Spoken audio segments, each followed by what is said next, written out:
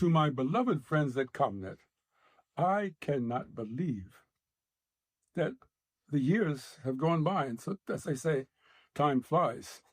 But what I really cannot believe is that you're having your annual gathering, and this will be the first time in several years that I have not attended to be there with so many of my friends. Until I went to ComNet, I did not know that the companies or organizations spent time and energy in thinking about how they would obviously communicate their employees and associates, but to the outside world. And so I came to have an appreciation of really the art of communications. Now, why do I say the art of communications? It's just a little biography. Okay, I'm a Korean War vet, but I went to the Juilliard School of Music, Boston University Law School, Columbia undergraduate, and so forth. And I have the dubious distinction, as some of you may or may not know, of in 1963, of having drafted the first 11 paragraphs of what has been called the I Have a Dream speech, which my beloved Martin Luther King Jr. Used. I did not know he would use it, but I thought I would give it to him as a form of insurance in case he needed something to say. I am so proud of you. I really mean that. Because what you have done over a period of time, of years, is you have elevated something so simple as communications in several of your companies so that they have to pay attention to it and they have to think about how to communicate something so simple as the written and the spoken word. I'm not with you to enjoy your companionship, and I am so honored and touched that you would even take the time to listen to my words again. Thank you so much.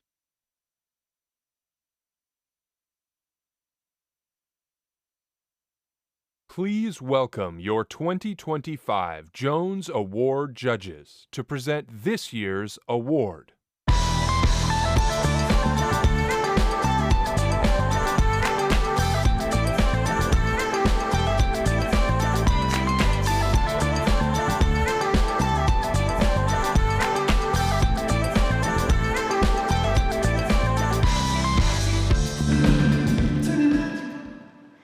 Good morning. My name is Marisol Aviña. I'm the Director of Public Affairs at the California Endowment. I am deeply grateful and excited to be back with the ComNet community alongside my fellow judges. The Clarence B. Jones Impact Award is not just about powerful communications. It's about work that builds trust, shifts systems, and changes lives. This year's honoree demonstrates what becomes possible when listening and trust are at the heart of the strategy. Last year, I stood here on this very stage with our communications team, accepting this award on behalf of the California Endowment, but really on behalf of the many advocates, allies, and undocumented Californians who fought for over a decade as part of the Health for All campaign. Thank you. Some of you may remember that we ended our remarks last year with the words, "La lucha sigue," the struggle continues. We meant that, but we had no idea of the magnitude and how urgent those words would become. Since then, we've seen renewed and intensified attacks on immigrant communities and on the health and safety net systems we fought so hard to strengthen. This is an unprecedented moment, one that demands more from each one of us. At the California Endowment, we've asked ourselves what it means to show up in this moment, and I am proud to share that our board has committed to increasing our payout over the next couple of years so we can do more to protect our communities. Thank you. In times like these, it gives me hope. What gives me hope is seeing so many organizations and individuals rise to meet this moment with courage, creativity, and care. And you're about to hear from one of them, El Tímpano. The name El Tímpano means eardrum in Spanish, and they truly live up to their name by turning listening into action. As a civic media organization created with and for immigrants, El Tímpano doesn't just report stories. They build relationships, they show up, they listen. They center the voices and needs of those too often left out of the conversation. And in a time when people are struggling to understand what is happening to their rights, their health, and their future, trusted messengers like El Tímpano matter. And it gives me great pride to call them a partner.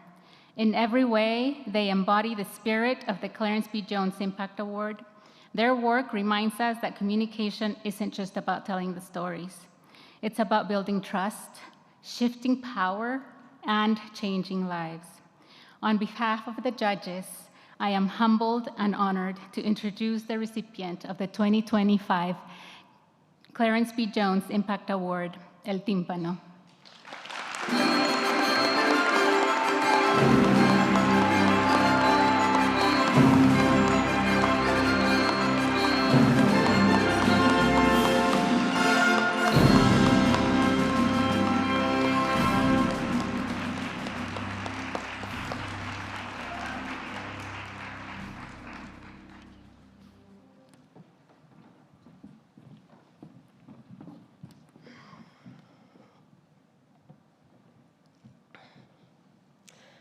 Where do you turn when you need reliable information to make a life-changing decision?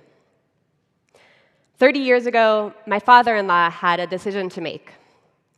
He had immigrated from Ecuador to New York and was working in a sweatshop in Manhattan's garment district, ironing couture dresses. Like today, the mid-90s was a time of anti-immigrant sentiment and policies, and it wasn't uncommon for immigration agents to raid workplaces like his. So he had prepared for that. At least he had prepared as best he could. He spoke little English, didn't have a computer, didn't have an attorney. He worked too many hours to go to a Know Your Rights workshop. So his source of information on what to do if La Migra showed up at his workplace was a church pastor. I won't tell you what that church pastor told my father-in-law, but following his advice, the day agents showed up at his workplace took my father-in-law down a path of seemingly no return in our country's labyrinth of an immigration system. While his wife and 3 kids eventually became US citizens, the decision he made that day, based on the best information available to him, kept citizenship out of reach, along with decades later, 30 years of Social Security he had paid into. Information is power. And like any lever of power, it's not distributed equally. Some people have an abundance of quality information right at their fingertips, and others don't. And that void is easily filled with rumors, disinformation, polarization, and fear. But it is possible to change that in every one of our communities, not simply by producing more information, but by listening, building relationships, and fostering trust. I'm going to share with you the steps that El Tímpano took to become a trusted source of news and information for the San Francisco Bay Area's Latino and Mayan immigrants. We'll journey through the problem we set out to solve, our mission, methods, and impact, as well as lessons for every communicator in this room. So my in-laws are among the approximately 25 million immigrants in the US who have limited English proficiency, about half of all immigrant adults. For them, language, along with many other barriers, keep them from accessing information they need to make decisions, find resources, and have their voices heard. Who here is from the Bay Area? All right, I got my people here. So in the Bay Area, nearly 1 in 5 residents speak Spanish at home, and tens of thousands more speak indigenous Mayan languages. That's nearly 2 million people. Yet you would have no idea by consuming local news or following local policy debates, because their voices, their perspectives are nearly invisible. At the same time, sources of information that speak their languages and serve their needs are few and far between. The region has never had a daily Spanish language newspaper, and most of the weeklies or bi-weeklies have either shut down or eliminated local staff. That means that a half an hour of news from Telemundo or Univision to cover the 9-county metropolitan region is the most local news that people can get, along with pay-to-play AM radio that has some public affairs, along with ads for weight loss pills and targeted disinformation. So at a time when immigration policy is undergoing drastic changes, how do the people at the center of those changes stay informed? According to a nationwide poll by KFF last year, 45% of all immigrants and 58% of immigrants with limited English simply don't have the information they need to understand how immigration policy impacts their lives. And how do immigrants tell their stories so that local policymakers, advocates, philanthropy, engaged citizens can be informed about their experiences and take action? I'll give you one example. I started El Tímpano during the first Trump administration, and there was an NPR story I heard back then about widespread fear among immigrants that using government-funded services could jeopardize their path to citizenship. According to the report, immigrants weren't showing up at food pantries and were requesting to cancel their SNAP benefit accounts. But what stood out to me about this story was this unusual footnote at the end. The reporter stated, "We tried repeatedly to find immigrants to talk to us for this story, even without using their names, but we were unable to do so." Let that sink in. One of the country's leading news outlets, reporting on one of the biggest policy issues, couldn't find people affected by that issue willing to speak with them. And the individuals whose voices were missing from that story, they didn't have a source to inform them that the policy change they feared hadn't even gone into effect, that they didn't need to make the choice between food and legal status. Imagine how many stories about immigration policy are going untold today because immigrants lack a source of news they can trust to raise their voices. Communication, the work we're all so passionate about, is a two-way street. It involves providing information and creating pathways to be heard. And for too many immigrants in this country, those pathways are either broken or non-existent. So how do you solve for this? El Tímpano didn't start with answers. We started with listening. So before El Tímpano launched, I spent nearly a year doing just that. Our listening process had 3 phases, each one building on the last. First, I sat down with leaders of Oakland's Latino and Mayan immigrant communities, with organizers and advocates, educators, and nonprofit directors. I asked them how their communities were getting news and information, and if they saw gaps or opportunities. Every single person said there are huge gaps, and many extended a hand to work together to figure out what we could do to address them. Next, I expanded the listening process to hear from community members themselves, particularly immigrants who don't speak English.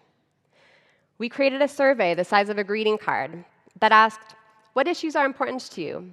Where do you get news and information on those issues? And if you could change one thing about local media, what would you change? Finally, we partnered with community groups to host workshops, listening sessions, really. In small group conversations, we could learn more about what sorts of news people wanted and desired. And these are some of the things we heard. The news gives information that causes panic. Who here can resonate with that sentiment, right? Pretty much all of us.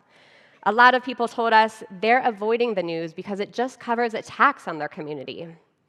They said that what they really want in local news was information they could use to take action for themselves, their families, their children. Connection to resources, like how to register their kids for summer camp before all the slots are taken. How much their landlords could raise their rent, or what options they had for mental health support in Spanish. They told us about the consequences of not having information.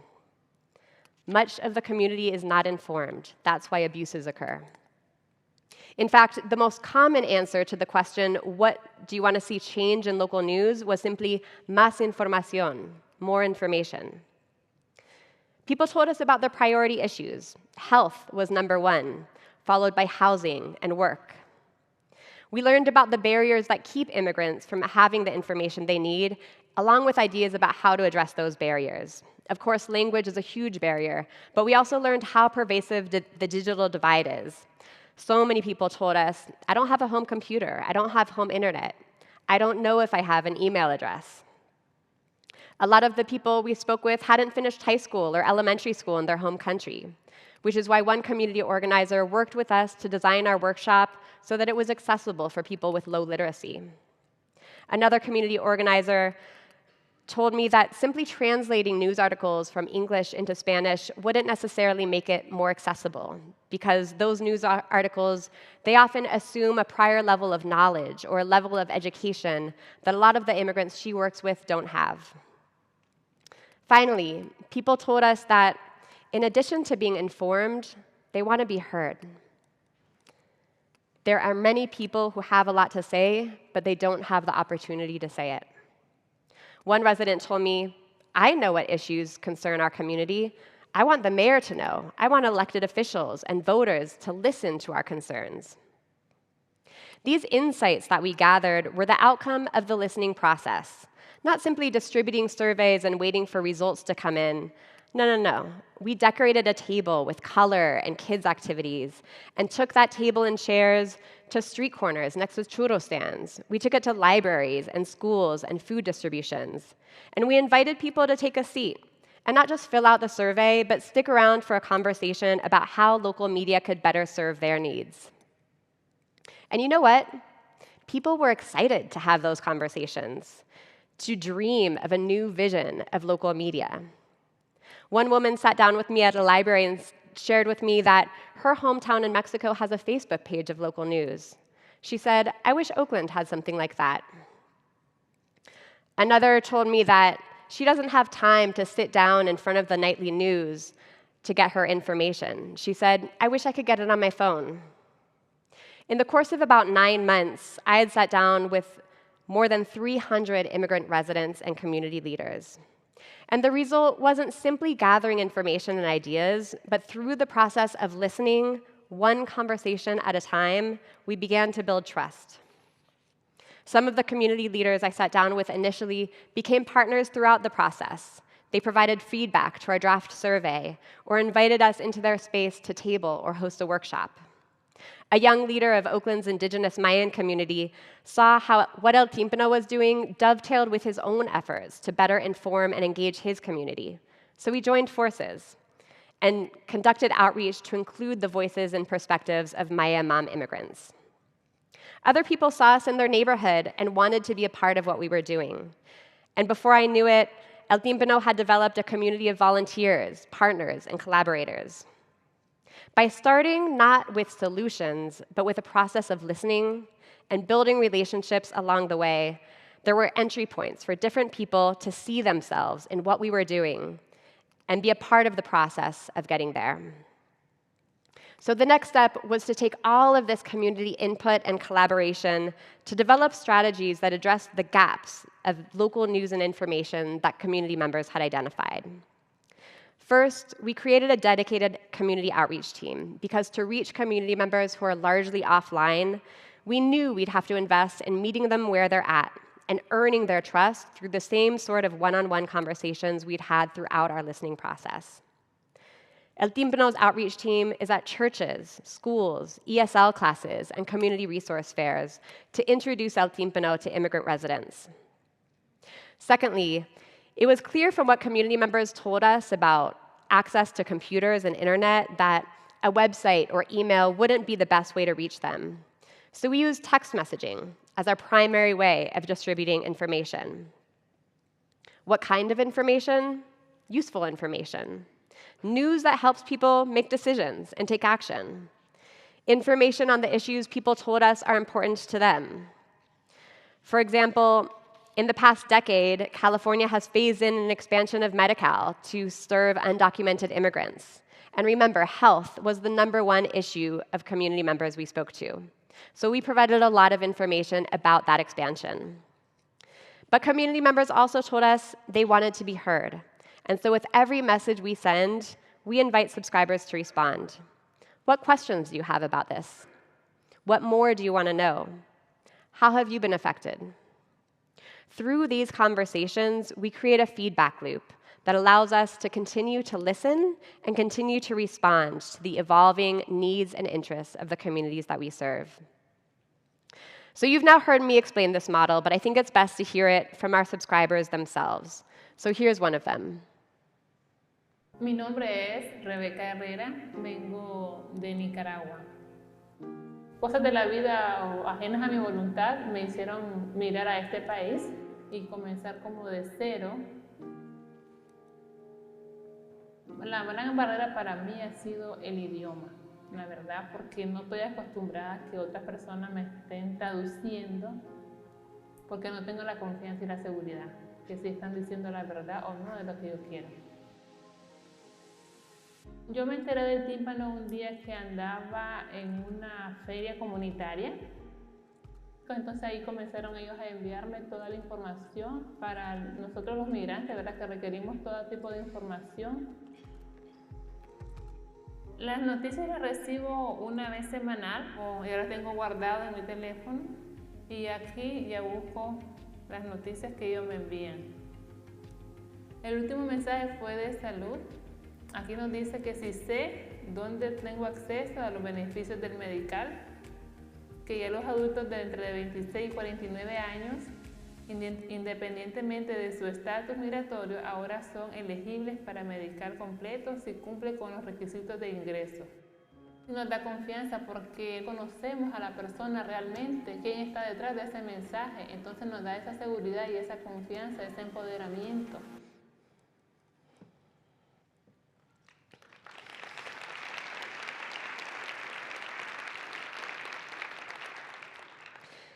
So after a short pilot, we launched our texting strategy in February of 2020, just weeks before the rapid spread of COVID changed everything.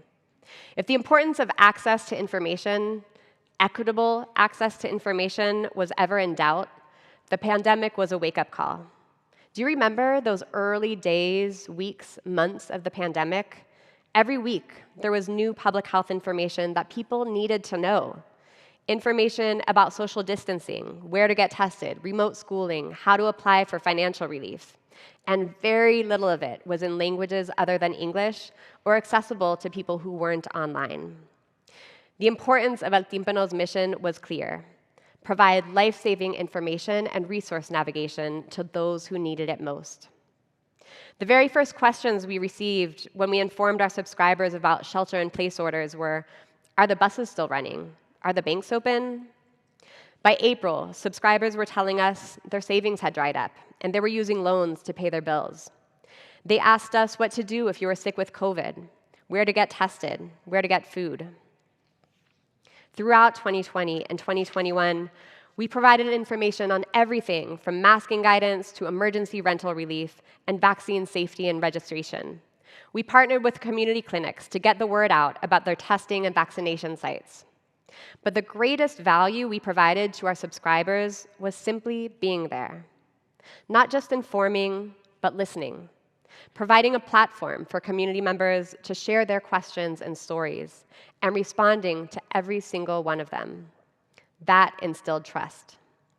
And for a source of information in an age of rampant disinformation, trust is your greatest asset. Let me repeat that. Trust is your greatest asset. Not facts, not number of people reached, but trust. A lot of the mass communication campaigns about COVID expected community members to trust medical professionals or to trust government institutions. But for many immigrants, that was a big ask. A lot of the people El Tímpano was reaching didn't have health insurance, didn't have a relationship with a primary care doctor. A lot of them had good reasons, either here in the US or back in their home country, not to trust the government. So subscribers texted us questions like, I'm a cancer survivor. Is the vaccine safe for me? If left unanswered, these were the sorts of questions that led people to hesitate to get a vaccine. But because they had a source they could access and trust, they were able to make informed and empowered decisions. I remember one subscriber told El Tímpano, "I was one of those who, perhaps because of not being well informed, was hesitant about the COVID-19 vaccine. But you answered my questions, told me how to make an appointment, where to go, what it involved. It was tremendously helpful." In 2021 alone, we answered more than 1,500 questions to help immigrants navigate the pandemic. But remember, community members didn't want to just be informed, they wanted to be heard. And as our audience grew and our relationships with them deepened, we heard more and more stories that no other news outlet was telling. As we informed our subscribers about eviction moratoriums, they informed us that they were getting evicted left and right, not through official evictions, but through text messages and threats from their landlords. Our reporting on that issue and on rising homelessness among undocumented immigrants reached audiences across the country through a collaboration with Latino USA.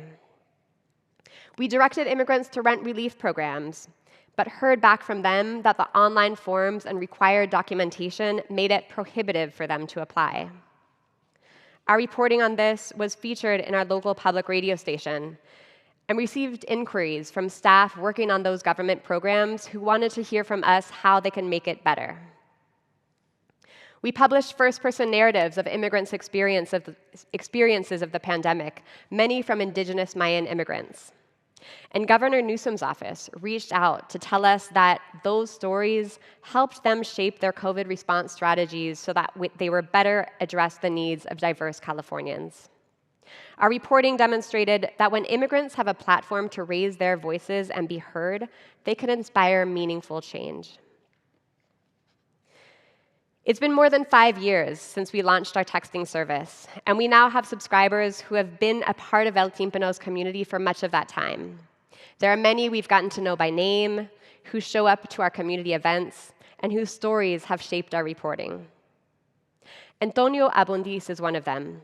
In 2022, El Tímpano informed him about full-scope medical coverage, and he signed up. This was important because he had health problems since getting sick with COVID. Once he enrolled in Medi-Cal, he visited a doctor and was diagnosed with leukemia. He began a treatment plan and blood work, but all of that was derailed when he was unexpectedly dropped from his health plan. I know this because he shared it with El Tímpano, and he wasn't the only one. Our health equity reporter, Jasmine Aguilera, found that many immigrants like Antonio, who had been newly eligible for health care under California's Medi-Cal expansion, were being unintentionally dropped due to changes in federal policies and eligibility requirements, what health professionals called the unwinding process. El Tímpano's reporting, based on the stories that Antonio and other community members brought to our attention, shined a spotlight on how Latinos were disproportionately dropped from health coverage they were eligible for, simply due to bureaucratic changes. Jasmine's story on this was published in news outlets across California, and it resulted in one of the immigrants featured in the story getting her coverage back, as well as a deeper understanding among medical professionals and policymakers about the impact of those policy changes on immigrant communities. Shortly after the story was published, Antonio came to a resource fair El Tímpano organized, and there he connected with a community clinic that helped him to re-enroll. So in this one person, we see the full life cycle of community-driven reporting. Because we started with a process of listening, we provided Antonio with information he needed about how to enroll in Medi-Cal. And because of that, once he had problems with his healthcare, he reached back to let us know and trusted us to investigate and amplify his story. El Tímpano has continued to grow and evolve through ongoing listening to the communities that we serve. For instance, we realized that a lot of our subscribers are from Oakland's large community of indigenous Mayan immigrants from Guatemala. And from the partnerships we developed with Mayan leaders, we knew that many Maya Mom immigrants aren't fluent in Spanish. And so we formed a Mayan community engagement team to embark on a new listening process and hear from Mom immigrants how we could better serve their needs. our mom staff facilitated listening sessions and developed a new strategy. Rather than text messages in Spanish, we produced short videos in the Maya Mom language. These videos receive thousands of views and are one of the only sources of local information for our region's tens of thousands of mom-speaking immigrants. Listening to our community also pushed us to expand our mission. Initially, we were designed to serve Oakland's Latino and Mayan immigrants, but as we grew during the pandemic, our subscriber base grew well beyond Oakland's borders. Community leaders and even our subscribers asked us, "When are you coming to Hayward? When are you coming to Antioch? Your work is needed here." So we decided to heed their calls and expand our mission to inform, engage, and amplify the voices of the Bay Area's Latino and Mayan immigrants. It will take more time and resources to get there, but we're on our way. When we launched our texting strategy at the start of 2020, we had 0 staff and 400 Oakland subscribers. Today, we have a staff of 14 and more than 6,000 texting subscribers in every corner of the Bay Area. Yes. Thank you. So these approaches I've shared of building strategies through a process of learning, they're not unique to El Tímpano. We've learned and borrowed practices from community organizers.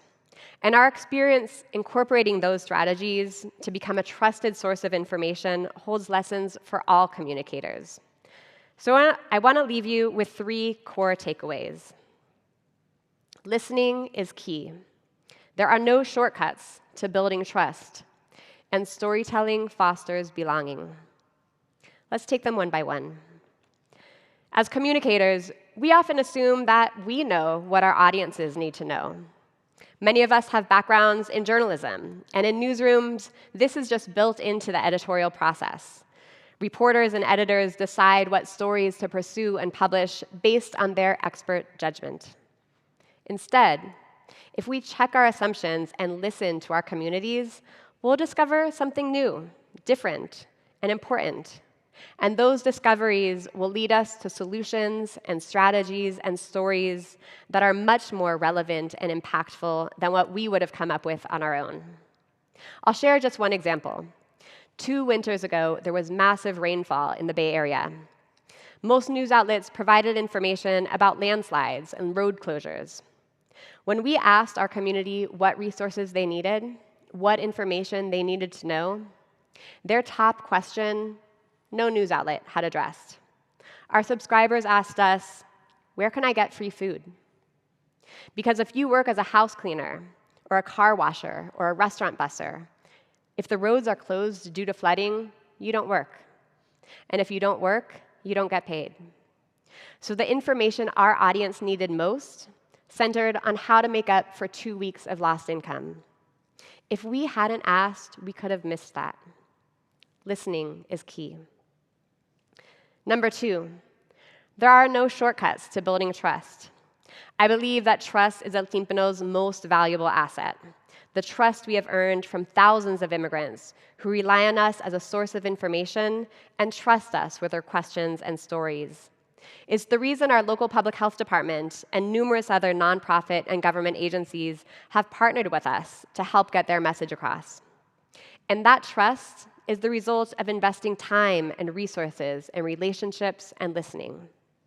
When I undertook our initial 9-month listening process, I recall a number of peers telling me, "Wow, that's great, but my organization would never let me spend so much time just listening." And it's true. 9 months is a luxury for a small nonprofit. But listening and building trust just can't be sped up. Getting a meeting on the calendar of a community organizer could take weeks. Arranging a workshop to facilitate during a local organization's membership meeting could take months. Showing up at one meeting after another, demonstrating through actions that you're not going anywhere, that takes time and consistency. Allowing a librarian to introduce you to a young Mayan leader and working with him to conduct outreach at a Mayan church. When people say move at the speed of trust, this is what that looks like in practice. But what's also true is this. While building trust is a slow process, once earned, trust makes everything move faster and more smoothly. For instance, once I'd had one-on-one conversations with community leaders in which I listened to their insights to understand how local media could address their community's needs, they're much more likely to respond if I reached out to them with a question or a request. As El Tímpano has earned the trust of thousands of immigrants who subscribe to receive our texts, if our reporters are looking for someone to talk to for a story, all we need to do is ask. Unlike other news outlets, we don't need to go to third parties and ask them to make an introduction, convince them that we're trustworthy, or rely on spokespeople to speak on behalf of a community rather than community members themselves. So yes, earning trust takes time. But if we're in the business of communications, we cannot afford not to invest in it. And lesson 3. One of my greatest learnings in developing El Tímpano has been seeing the power of storytelling, participatory storytelling, to foster a sense of belonging. Some of the messages we've sent that have elicited the most and most meaningful responses haven't been about practical information or news, but have been those that invited community members to reflect and share their experiences. In 2021, more than a year into a crisis in which people had lost income, lost housing, lost friends and relatives, we were inspired by a story shared by one of our subscribers about silver linings she found in the pandemic. And so we sent a text message to all of our subscribers, asking if they had found silver linings. Dozens of people wrote in. "Qué linda idea. What a lovely idea," wrote one subscriber. "I appreciate you for sharing and for motivating us to reflect on the blessings. I have a lot to say." Since then, we've developed programming designed to spark joy and build community through collaborative storytelling. We've installed a pop-up photo booth at the flea market in which we offered instant portraits and created a living gallery capturing the vibrant flea market community. We've created a community altar at the Day of the Dead festival, inviting individuals young and old to share remembrances of those they've lost. And this month, we began a collaboration with a local poet in which we're inviting our community to submit poetry through text messages and voice memos. The stories that we gather through these projects, they don't provide the sort of vital information that most of our text messages do, but they fulfill a deeper need that our community has made evident: to be seen, heard, and reflected as part of the collective human experience. One participant of these activities was a young man who had immigrated to the Bay Area from Nicaragua. He told us, "This is a way to get things off our chests and say how we feel. It opens our eyes and shows us that Latinos, regardless of what country we're from, are all human beings and all have something in common." Is that not the essence of belonging? I actually want to reshare something that a presenter, Juliana Tafur, shared in one of her presentations yesterday. It's a quote from David Augsburger, who said, "Being heard is so close to being loved that for the average person, they're almost indistinguishable." I think we've seen this in practice. We've learned that when we design communications to listen just as much as to inform, when we create a platform for community members to raise their voices and be seen and heard, people feel that they belong. They may even feel loved. And at a time when policies and rhetoric are designed to engender fear, fostering a sense of belonging through communications is just as important as getting a message across. So whether you run a foundation, lead a nonprofit campaign, or shape policy communications, I'll leave you with these questions. How can you listen more deeply? How can listening help you build trust? And how, through listening, can you foster belonging? Thank you so much for listening to me today. I want to thank the voters and the judges for this incredible honor, and thank you, Public Narratives in Chicago, for the nomination. Happy listening.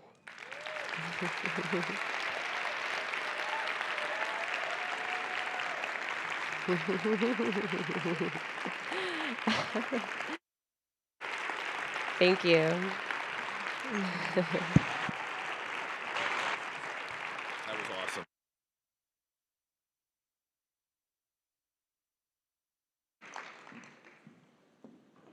I guess I better listen. How you feeling? I know there's fewer of us than there were yesterday, but I have faith in you. Can we try that again? How are you feeling? How many of you would like to do this again next year? A few. I love hearing you guys. Can we do that one more time? You want to hear where we're going? Anyone want to venture a guess? I think we've hinted. LA, Phoenix, I heard Chicago, San Diego, where else? Long Beach. Is Curtis Escobar, are you still here? He's right there. All right, so first of all, Curtis has known. Actually, Curtis, come on up here, man. Maybe we can put you on the spot. Don't drill him with the ball. You're going to want to hop on this, and I'll help you up. You sure? I don't want you to kill yourself, man. I'll get in trouble. All right, right on. I actually haven't known. You haven't known? No, I thought you did know. Oh, okay, so wait a minute. So this is misinformation in practice. People think I know. Come here. So apparently poor Curtis, and I'm telling his story, which I guess I shouldn't do, but Everyone thinks I know things I don't know sometimes. I got you. Well, and I told him snitches get stitches, and we don't like rats. Yeah. But you've been, if I'm not mistaken, people have been coming up to you on the regular. they've been asking me, yes. And what have you been telling them? I said, you know what? I know, but I can't tell you. But you don't know. But I don't know. So that's also missing disinformation. This is communications for bad, not good. All right, well, do you want to tell them now? Yeah. Okay. I got to put this down so I can tell him so he can tell you. And by the way, I guess I should tell you, it's someplace warm with a beach. So you're going to see a prop come on. Maybe I should put you on this side so you don't get hit. There's a little something's going to happen. Actually, can I just, right before we do this, because otherwise you guys are going to get up and leave, can we just have a quick note of gratitude and appreciation for the guys in the back who've been putting Shooty in the team, who've done an amazing, amazing job. They have been with us now since 2015, so if you've been coming to ComNet, they are the original Com vets. They are amazing. We also have an amazing team that's about to do something not very nice to me, but we love them just the same. Can you give it up for the Network HQ team? And believe it or not, they're already working on next year, but everything that you've enjoyed has been a credit to them. Anything you haven't enjoyed, come find me later. It's my fault. All right, now. Okay. We'll count them down. Can you count down with me? 3, 2. San Diego.